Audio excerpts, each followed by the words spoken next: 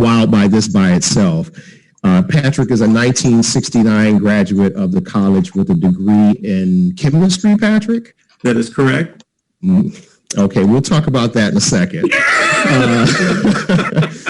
But as if that wasn't enough to go, wow, Patric has a master's degree in, is it chemistry? It's in environmental science. Environmental science. Thank you, Patric. My apologies. Patric, during a 30-year career at some point in this journey, displayed an additional talent, pursued additional talent as an entrepreneur and an avid collector of African art, and now is the director, founder of African or Diaspora Rhythms. Did I pronounce that correct, Patric? Diaspora Rhythms, that's correct. Okay. Yes, sir. Thank you. And so just a fascinating journey I've been very blessed to get to know Patric over the past year plus. And I'm just delighted to be able to have this conversation with you, Patric. So welcome again. Thank you. I thought maybe if we could get started with a little bit of a walk down memory lane. So I remember coming here in the late 80s and even in Detroit, having this nostalgic picture of Chicago as the Black metropolis,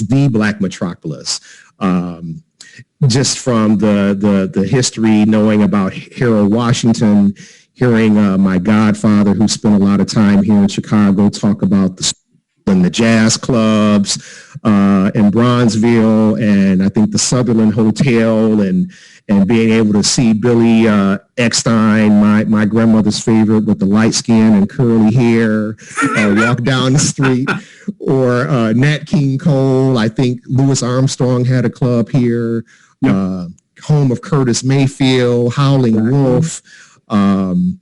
My goodness, soul food restaurants that we wouldn't believe, Gladys's, Edna's on the west side. I mean, just so much culture here in Chicago. And if I'm not mistaken, you are Inglewood native, or Woodlawn native, I should say. Woodlawn. I was. Yeah. Tell us about Chicago, growing up in Chicago. What was that like with all this history and culture? Yeah, you're describing a Chicago post-college for me. I was a full adult when you were talking about that Chicago. The Chicago that I grew up in was even more amazing in the sense of that, because of the extreme restrictive covenants that had come into play after the race riot in 1919, is that all the Black people were constrained into a really, really small area. So it was very, very dense beyond compare. I think it was, at that time, was the densest place in the United States, even more dense than Harlem for Black people. And as a result, and I was born in 1946, so I'm coming right out after the war. We're at the point when the city is at its highest numbers, like 3.6 million people, and all these Black people are condensed into this one area. So I'm born into a world that's all Black. It's a whole total Black city inside of a city. And that's the world I grew up in. And it was a world where I didn't have any concept that Black people didn't do everything, because that's what I saw everywhere. Every type of business, cultural activity, everything was right there in this little small area. And we never even thought about it. In fact, the white American world was that which we saw in the late 50s on television. we didn't experience it at all. We had the little bitty televisions. We were looking at these people like, whoa, hey. So the world was different, and all the things that you're saying were even more intense in the 60s, the 50s and the 60s. So it was at its close to its peak when I entered the University of Chicago. And I entered the University of Chicago from Inglewood High School. I lived in Woodlawn, which is, for those who are not from Chicago, Woodlawn is just adjacent to the University of Chicago. In fact, the southern part of the University of Chicago is physically in Woodlawn, and then the northern part's in Hyde Park. But the University of Chicago, even though I lived in walking distance, I lived about 3 blocks away from the University of Chicago, it was like in another world. Mm-hmm. It was so, because it was part of, like I said, the restrictive covenants had Cottage Grove as one of the boundaries. So the University of Chicago was on the other side of Cottage Grove. So it was just like another world to us. I really didn't, coming up in school, I really didn't even know much about it, except when we went to the beach and go to swim in the lake, we'd have to go through there, and we just thought it was like a wonderland. Like, whoa, this is I didn't know what it was. I mean, truly, I did not know that it was a university. And I, in fact, was kind of oblivious to it even when I was in high school, and I was a very, very good student. In fact, I was valedictorian in the class and was just a geek for chemistry during that time period. But I really didn't pay much attention to the University of Chicago, even though it was literally in walking distance to me. And for the historical reference, for the, I think I take pride in now being at an age where, Patrick, I can say the young people in the audience, but just for their historic reference, when we're talking about restrictive covenants and redlining, I've read about it, you lived it, and just if you could add a little bit more perspective for the younger people in the audience. This was taking place in Chicago, my hometown, Detroit, New York. These were legal, yes, some and unlegal, but legal, literal practices of not lending, not renting, not basically, we didn't have the freedom, if you will, to buy outside of certain or live in certain areas of major cities across the country. Is that right?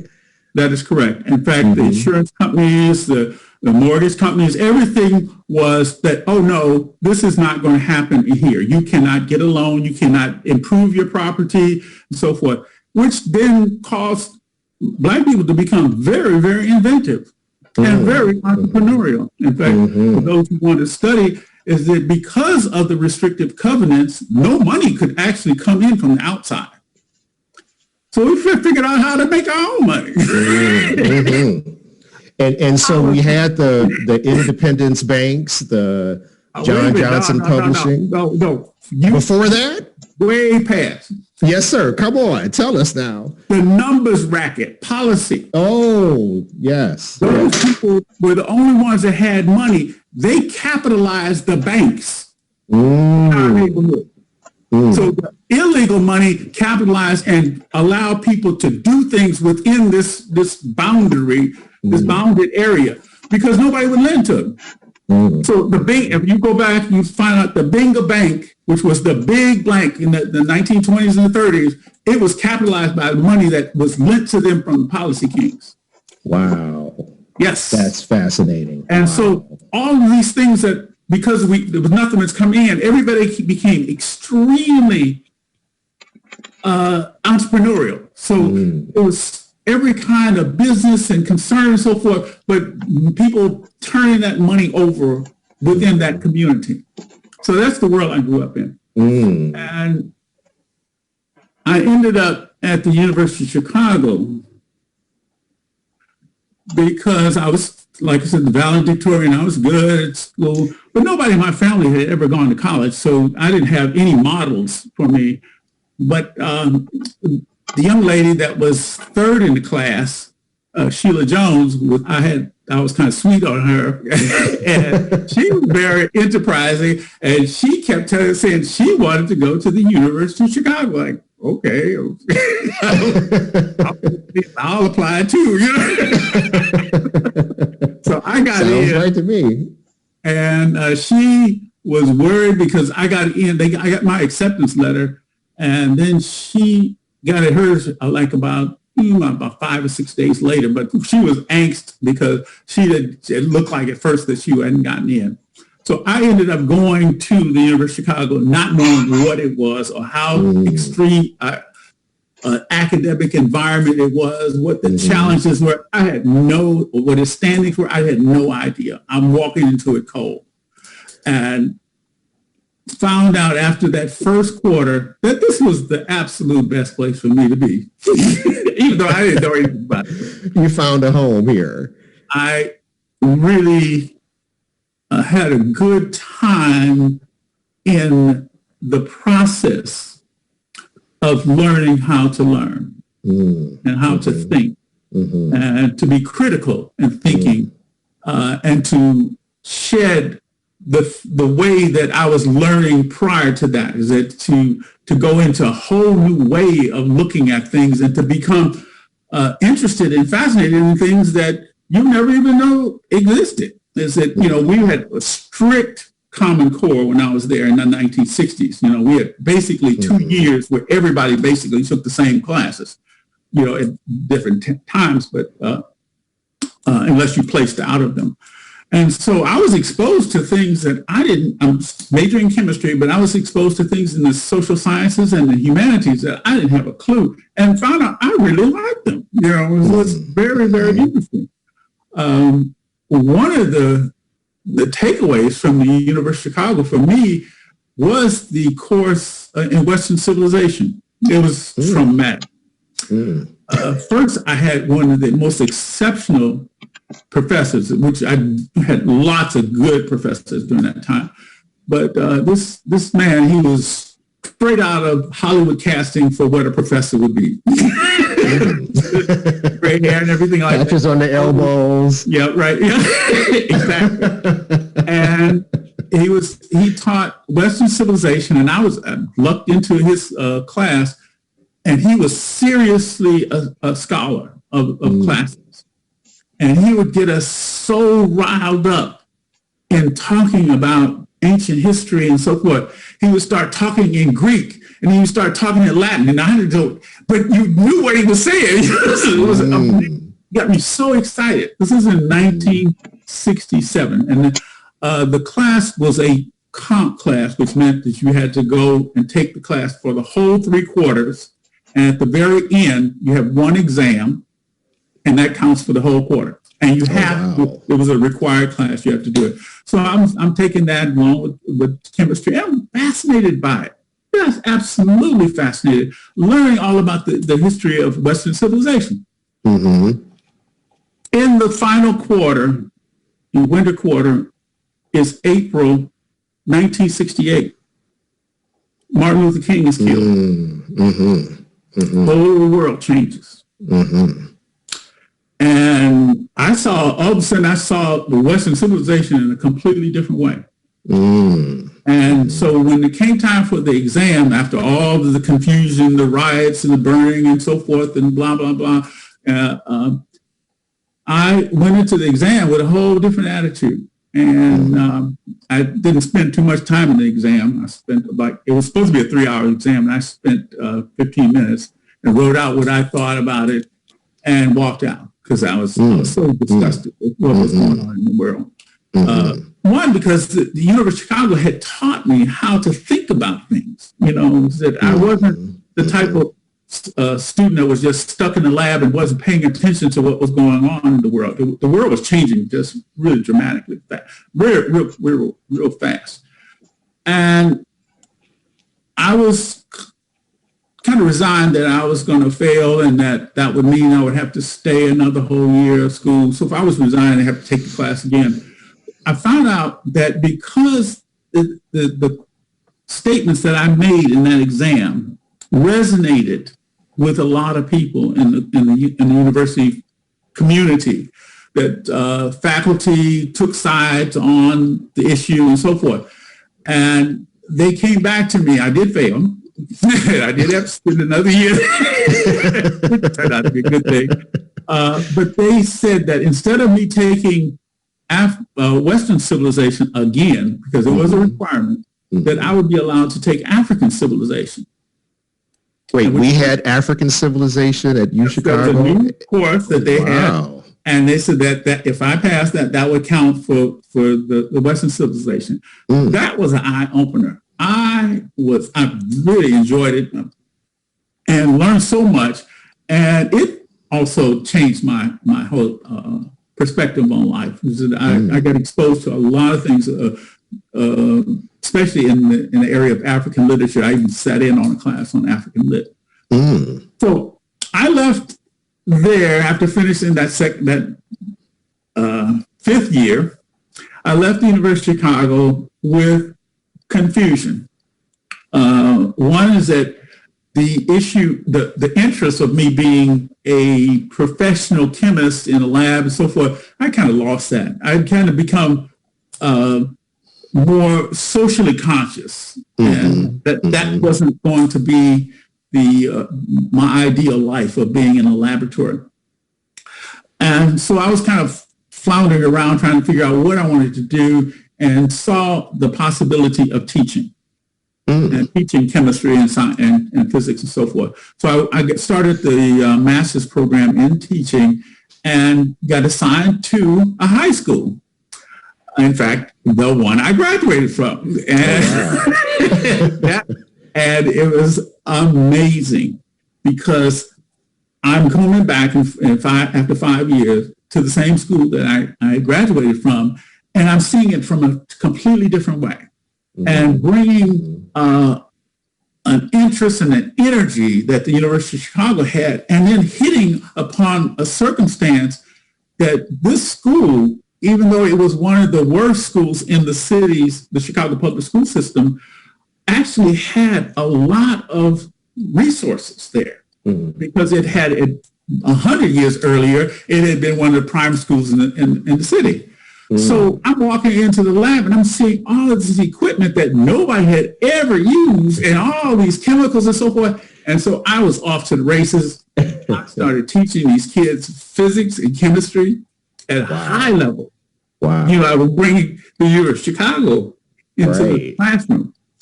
And I did that for 2 years, and I was fascinated. I would have essentially stayed as a teacher forever because I was really, really enjoying that.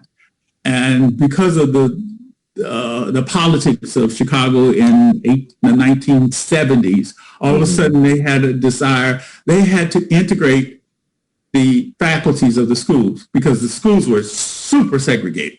And they saw me doing all this phenomenal work at Inglewood, a black school, and they said, "Oh, we're going to transfer him up to the north side." White school. So I got transferred up there like, oh, this is ridiculous. This is not what I want to do. After a month, they laid me off because they said, oh, we have more teachers than we need. And, of course, last hired, first fired, That's right. Out the door with no job. And I said, oh, this is crazy. I graduated from U of Chicago and I don't have a job. So I responded to a job offering that was published that they needed a chemist for the air pollution division in Gary, Indiana. What do I have to lose? I know chemistry. So I accepted the position, didn't even know how to spell air pollution. I didn't know nothing about it. I said, well, I can do this. I got into that. And for those who don't know, Gary, Indiana in the 1970s has got to be the pit of the whole universe. It was filthy. I mean, just crap was just falling out of the sky every day. It was a horrible place. The steel mills, industrialization, everything was a horrible place. So I had a lot to do. And I jumped right into it, started learning all of the aspects of environmental science because it was a brand new field. There was no courses offered at the University of Chicago in environmental science. In fact, the field didn't come into existence until the early 70s.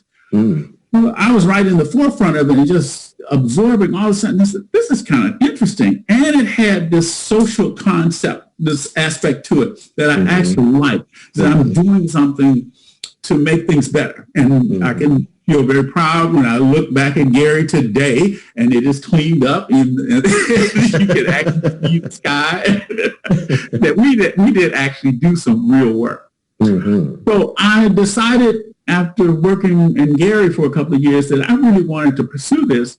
and went back to school to get a master's in environmental science.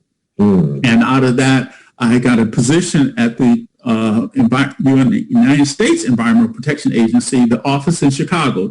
Little did I know that that was the most aggressive of the 10 regional offices of the EPA. This is a new agency, and the EPA was a very aggressive agency, but I was in Chicago, which was the most aggressive of the 10 divisions. And they got a job in enforcement, which I didn't realize that I actually liked being a policeman. An environmental police. And the EPA started under Nixon, right, Patric? That is correct. Which is for the young people to recognize that people power is very, very important. And we tend to diminish the power of the average person, because Nixon was absolutely opposed to doing anything for the environment. And yet he is responsible for the creation of the EPA, the Environmental Acts, and the Clean Water Act. Why? Why did he do it? Because 100,000 people came to Washington, D.C. and sat in front of his house, the White House, Earth Day. He changed his mind when he saw that many people were upset with this, that he said, it's better for me to get in front of it instead of being the target of it. And so what I saw from that is that we can't diminish our power as the individuals, is that we can bring about change. So I ended up at the Governor State, which is a university in the southern suburbs of Chicago. And it was a school that was a new type of school and was devoted to promoting environmental science. So I was at the cutting edge there and got a lot of the good experiences with that, came out with the master's degree, and because of connections, got a job at the EPA. So I'm off to the races with that. I enjoyed working in the Environmental Protection Agency. One, because the University of Chicago had taught me how to think and how to read. And I found out that in so many of the ventures and environments that I ended up in, most people are lazy and they don't take the time to read. So I'm reading the law, I'm reading the regulations, and I say, oh, you can do this, you can do that, and so forth, because that's what the law says. And like I said, because of the people power in Earth Day and that's created the EPA, the rules that were written with very strong public input and built right into the laws, and a very strong emphasis for get the job done, do it, don't ask questions, and so forth, and giving a lot of power to the agencies, which all these subsequent administrations have just been chipping away at that to the point where it's just like nothing. But so I was reading the law and I said, oh, you can do this and you can do that. And so, and being in enforcement, I'm the person that actually has to interact with these corporations, these industries and so forth that were doing the polluting. And I started reading the regs and it says, oh, you know what? You can't do this. And of course, most people were thinking, well, you can't tell industry what they can't do. And the rule says, you know, if you can't stop this pollution, we can shut you down. And so I was stupid enough to actually say it in these meetings. They would say, well, we don't know what to do. I said, well, you can just shut down. And they were just like appalled, but that's the law. And so we were able to affect a lot of changes just by reading and just reciting back what the law says and say, okay, we're going to meet you in court. And it says right here, so we know what the judge is going to say. Because he has his hands are tied.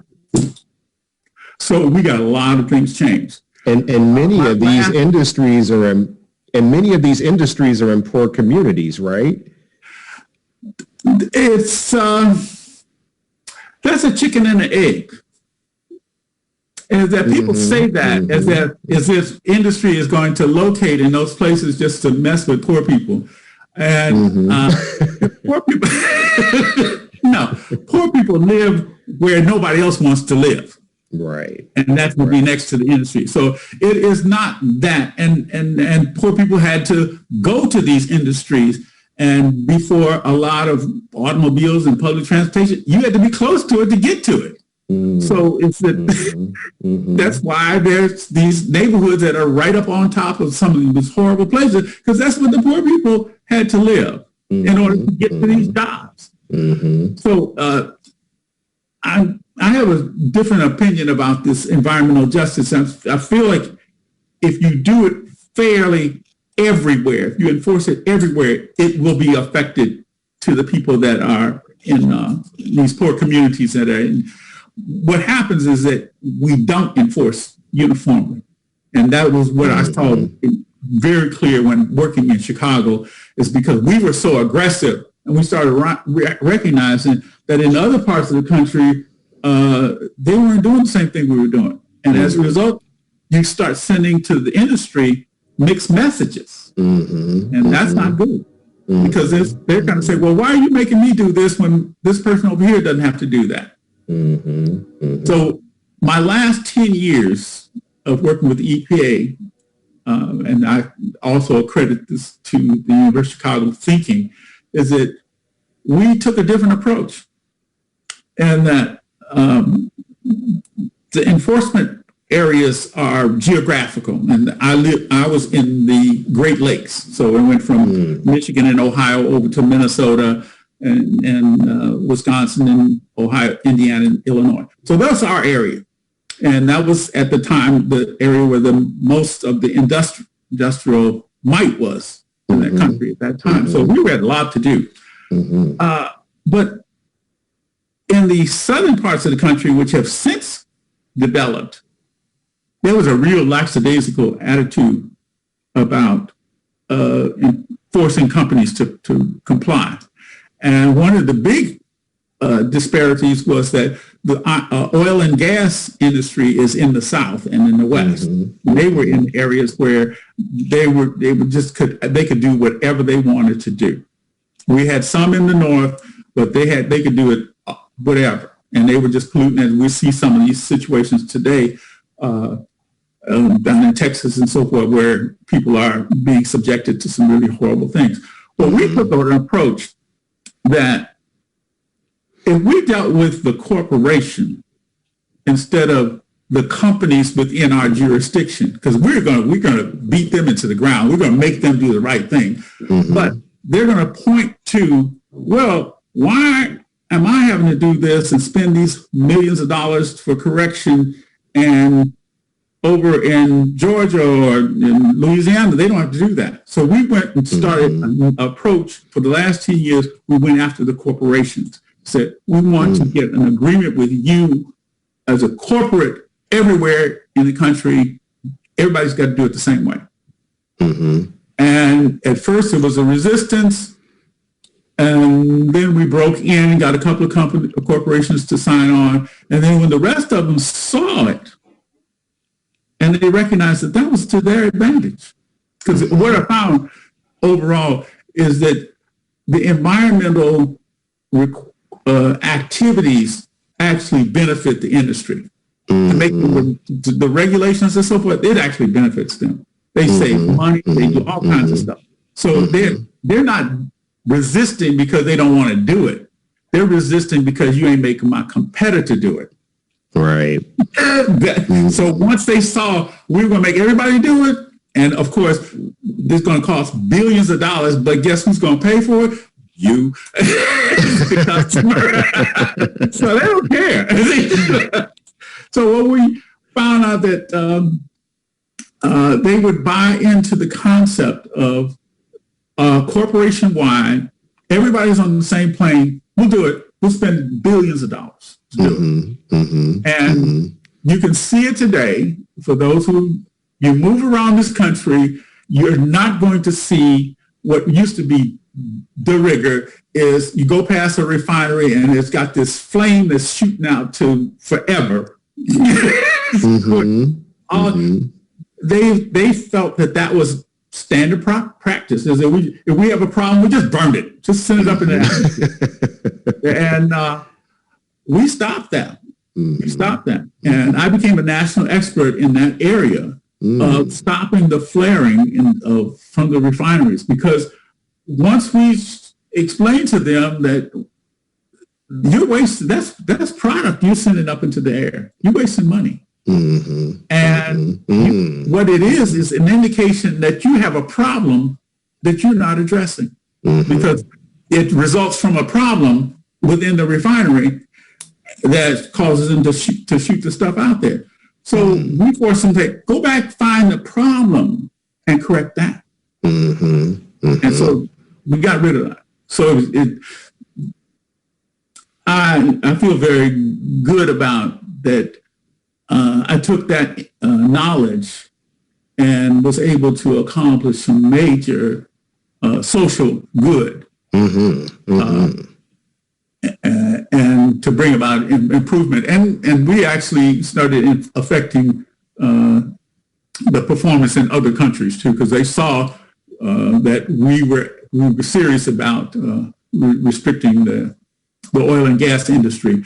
That has not, I haven't followed it, but I think that they have kind of slipped back into some bad habits again. But that's what I was doing as a scientist, but I always had two minds. Do tell. Okay, back in that neighborhood where I grew up, and I was born in a 2-room apartment, 2 little bitty rooms. Lived there for 12 years. My father was a frustrated artist and photographer. So our little two little rooms was always filled with art, because he was painting and he was a photographer. We have photographs and paintings everywhere. Every square inch was covered with that. So that's what I grew up with that. I thought everybody had I thought everybody had artwork in their house. We had these 2 little rooms. And I was born there. My mother gave birth to me, was it 74 years ago this week? She was dragging a Christmas tree home with my older brother in her arms, and when she got up to the 2nd floor, it just started. And my grandmother came over, and I was born in these 2 little rooms. So I was born in the midst of art. So I've grown up with it and always had a love and appreciation for art. I actually wanted to be an artist before I got to high school. Because I saw my father painting, and I said, I want to do that too. So it was at high school, it switched over, and that's when I became just a real science geek. And I loved that and gave up the art as a practice. I always still had a love for it, so that when I was on the campus,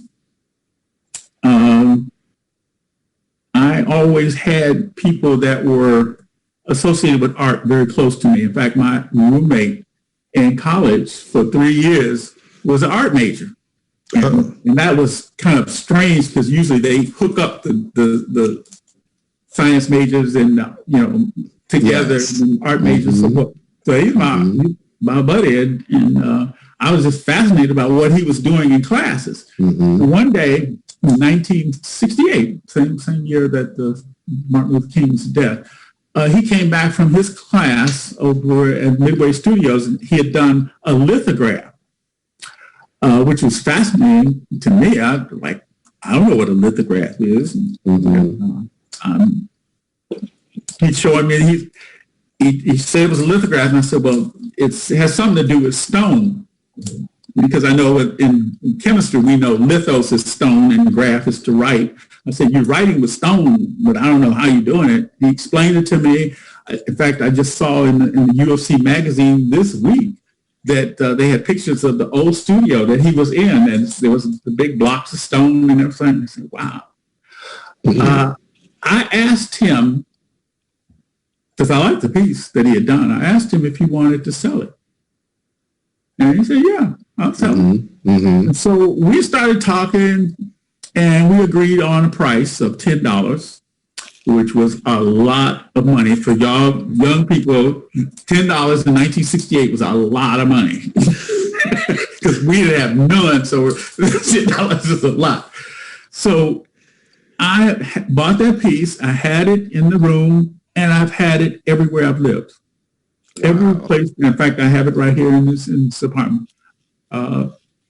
And in around 2000, year 2000, so I got that in 1968. In about year 2000, I was mulling over the concept of being an art collector because since 1968, I've been acquiring art. I've always been buying art, but I would always say I wasn't an art collector. I was just getting what I liked, and I've heard other people say the same thing. That I was acquiring art because it's a passion for me, but I didn't want the label of being an art collector. So around 2000, I was mulling over the subject of why am I resisting being an art collector?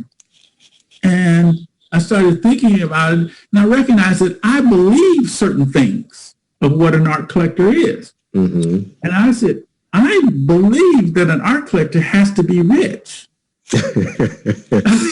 Got mega bucks, because that's what I see in the news and all that other stuff.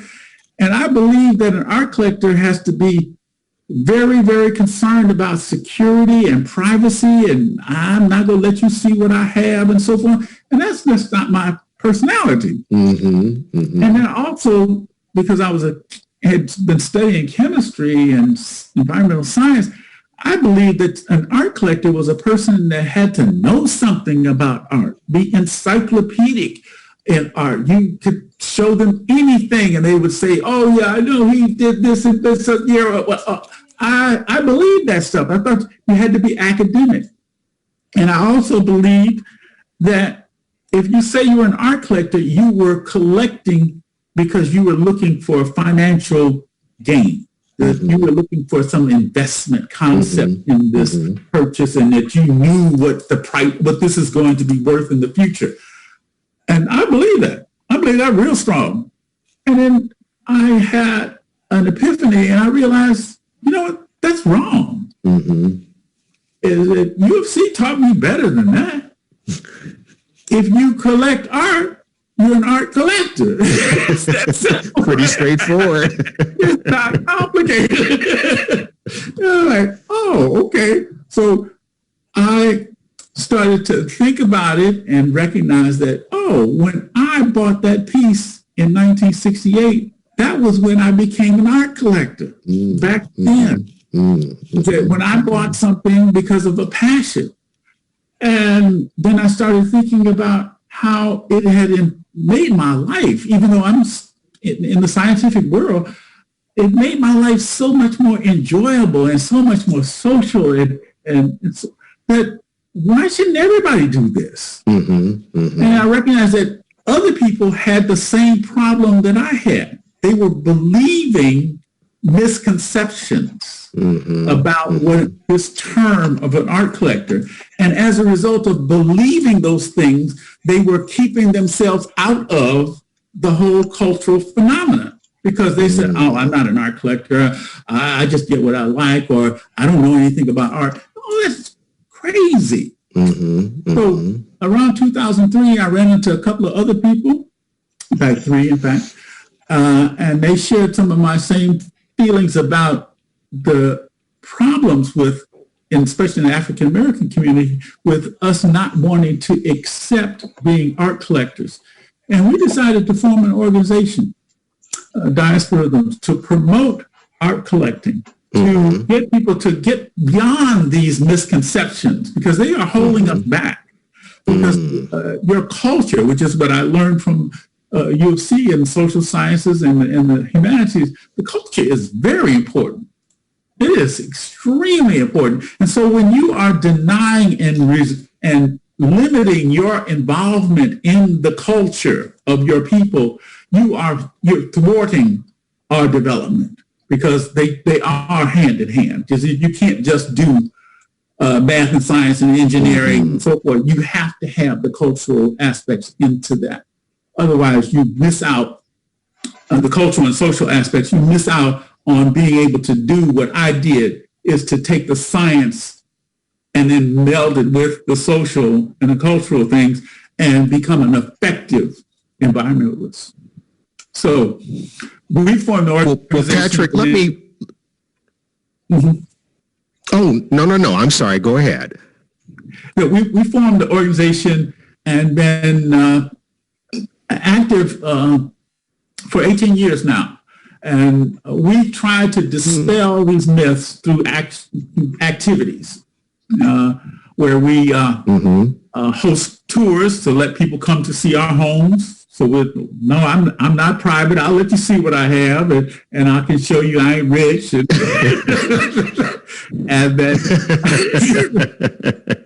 so we are doing those things. In fact, our 10-year anniversary, we celebrated at the University of Chicago at the Logan Center. We had our 10-year anniversary at the brand new Logan Center. Beautiful show showing the artwork of the artists that we have honored and over that 10-year period. So we've been interacting because we're right here on the edge of the University of Chicago, interacting with the University of Chicago all through this time period. And Patric, we can see some of your beautiful art behind you, but can you talk a little bit in the couple of minutes we have maybe before Lauren wants to go to Q&A? You know, you've supported local artists, you support local artists, you display their work, but walking into your collection, it's history, it's telling history, it's aesthetically beautiful. Why is that significant? That the art speaks for itself, but it's also a history and a culture that you're preserving as well. I take that very serious. In fact, I've got my 1,500 pieces in this. It's a 5-room condominium. I have 1,500 pieces. They are up. Everything is visible. It's all different types of art, every medium and so forth. Over 400 different artists, over the overwhelming percentage of them, about 90% of is African Americans or people in the African diaspora. And most of the work is from Chicago artists. About 90% of it is Chicago, which I believe is a statement about the richness of our culture. Because if one city can have this much beautiful, phenomenal things, and then you start looking at every other city, is that we have a wealth of cultural products that are just astounding. And most of us have blinders on and are not looking at it and not interacting with it. I take what you said very, very serious, is that I see this as a sort of a time capsule, a historical sample of the visual culture of Chicago for the last 50 years. And I take that very serious. And as a result, I am creating a situation where I want it to stay in the public domain. So I've created a trust, and I plan to have all of the artwork and the condominium be transferred over to my organization with the instructions that it build an institution around it, some kind of way, to take it and build an institution around it. And what I have doing, what my desire is that the space will replicate what I have here, so that these art pieces will be put up in a new space somewhere in the future, and they will be put up exactly as they are here.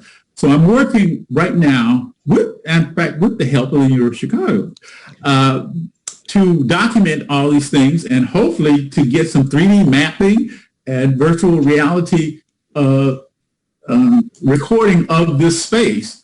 I'm using interns that have come from your group, and love them. They have been exceptionally sharp kids. Like they can take the challenge, they can take the idea and run with it. And I like that. So that's what I'm doing right now, is that I'm trying to preserve this history and to create this history with the collection. And hopefully that it will be in the future so that everybody can have the same experience as you had when they walked in the door. That this will be available for people in the future because it tells a story. It sure does. Well, Patric, I could talk to you for hours on end, and I have talked your ear off on the phone and in your condo before, but for the sake of our audience, I know we've got some questions, but let me just say you are just a blessing to us all. You are a griot in the true sense of the word. You are preserving the culture. You are telling the story. You are educating our youth, and you are inspiring all of us. And we just thank you. I'm going to put you on the spot and wish you happy birthday in advance. And Lauren, I'll let you take it from here so we can get some audience questions in. But thank you so much, Patric. You're quite welcome. Thank you for all you do. Right. Absolutely. Thank you so much. Again, just a wonderful conversation. And I have a couple of questions coming in, but want to sort of combine what we have here. So coming into UChicago, it sounds like you weren't quite sure. You didn't have a lot to go on in terms of UChicago, what it was like to be a student there, but you had such this openness for exploration. How do you find that? And any advice that you have for prospective students as they approach college once they're on campus? Any recommendations for that exploration? How to do that? Well, the school offers a lot of conduits for exploration, but its basic premise is one of exploration. It's that it is not going to give you assignments for rote memory and recitation. It's going to make you think. It's going to make you go back and read all kinds of things that send you down different paths. Okay? I remember reading The Prince for 3 different classes. Machiavelli is that here you have to interpret this thing a different way. Here's the one thing, but you have to read it a different way. I like the fact that there is so many different and diverse ways in which you can experience the University of Chicago. And I'm not a champion for the school. I have some problems with the school myself. I do hold the education and that I got there and what it has done to and making me think. I really hold that up very high. And I think that students that come there should take advantage of everything that's offered. Absolutely. And so I have a couple of questions here about diversity on campus. And I know you can think about diversity in terms of numbers and things like that, but an important piece that I like to frame for students is that piece of inclusion and finding communities. And so how did you sort of find your communities at UChicago? What was that like for you being in Chicago, being in the city? How did you find your community? Okay, let's turn back. Let's go in the Wayback Machine. In 1964, when I entered, there were 9 Black people in the class. Okay, so that's your community. You're confronting a school that is super rigorous. I didn't know that when I got there, but it's super rigorous. So you really need a community to be able to thrive and to survive in it. And so all the subsequent classes, all the way up to the early 70s, we have always embraced the newcomers into a community. And in fact, that time period, about 10 years, where we feel like it's family. I'm still in strong connection with the people that came through the college during that time period. We were very close to each other. I don't know how to do it, how it's done today. I would think it would be different. One people of color in the 1960s were African Americans, and now people of color are a lot of different things, which is great. But it creates a different dynamic. And you also have today so many other different ways in which you slice human beings up, in a sense of connections and identifications and so forth, that we just didn't have. More than likely, everybody was in the same pot, no matter what their orientations and so forth were, because there's only one pot. So I think it would be a little different today, but I believe that human beings just kind of naturally gravitate to similarities and likenesses and affinities. I don't think it is to be imposed or it should be artificial. Absolutely. Thank you. And so for folks wondering if they want to learn more about what we do have, because we do have more programs and offices and communities established that students are welcome to be a part of or to learn more about. A lot of that is through our Center for Identity and Inclusion that houses our Office of Multicultural Student Affairs with groups like our Organization of Black Students, and it also houses our LGBTQ plus Student Life Office, and also houses our FLY network, which is for first generation, lower income and immigrant students, staff, faculty members. So these communities, there are a lot that are established, that organizations that exist, but also many ways that students just find connections with each other and find community all around UChicago. Now, I've seen a popular question. Don't know how hard this question is for you, but do you have a favorite piece in your collection, and why? That's the question. Yes, it is a popular question because I have classes and groups come by my place all the time to see the collection because I'm open to it. I love it. I love for people to come and see it. And invariably somebody's going to ask me, what's your favorite piece? And which piece would you run out of your house with if there was a house on fire? I said, well, to answer that question, I'm getting myself out if it's on fire. I ain't taking nothing with me. Get out. But the favorite piece, concept, I feel like there is no way to answer that. It's very similar to a mother that has several children. And the children should come up to her and ask her. She can't answer.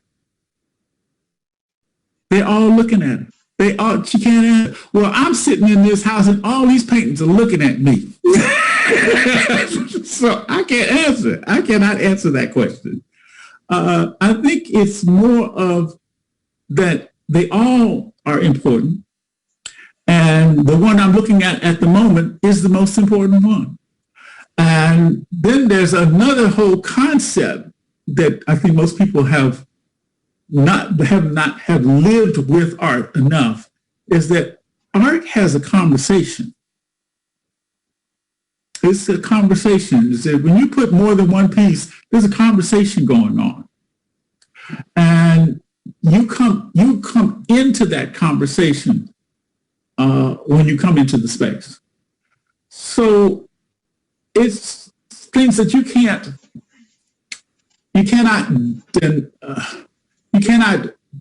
throw up into the face of this conversation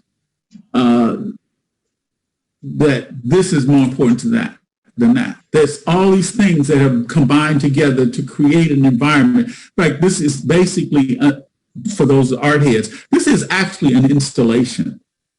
This is not just a collection of art pieces. It's an installation. It tells stories. There are themes all throughout this place.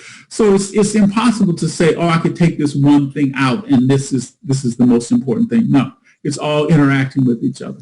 So for a last question, and this maybe is a little selfishly, but others have asked it. So as someone whose background is currently hiding now embarrassingly empty walls, any advice for the budding art collector that I'm sure you've inspired many now? Yeah, it's real simple. Is that you get what you like, and what you like will change. So you don't have to be concerned about, oh, I have to be, I don't know whether this is going to be. No, get what you like now. There's nothing wrong with you having your eye or your feelings change over time. Now, it's going to actually be a bookmark on who you are, and that eventually it will to pile up and become a statement about who you are. So I would tell people, don't be concerned about it. Get what you like. If you see something you like and you can afford it, get it. There's nothing wrong with that. And you don't have to get anybody else's approval for it. Just get what you like. Amazing. Well, I'm ready to go. Well, thank you so much, Patric. It's been an honor to get to hear about your experience at UChicago and beyond. And thank you, Patric, as well for hosting us this evening. And thank you to everyone for joining us tonight. For more info about UChicago, you can go to collegeadmissions.uchicago.edu to learn more, especially a lot of our programming that we have upcoming in the spring. We have the Allison Davis Education Summit specifically for Black junior male identifying students, an opportunity to learn more about UChicago admissions process, all that great stuff. And then we also have the Woodson Summer Scholars. That's in the summer, where you can take a course. It will be virtual this year, so all of our programming will be virtual, but we'll be able to take a course and this is for Black African-American identified students. So that's to all. So definitely some great opportunities to check out. With that, thanks again for joining us, and have a great night. Thank you.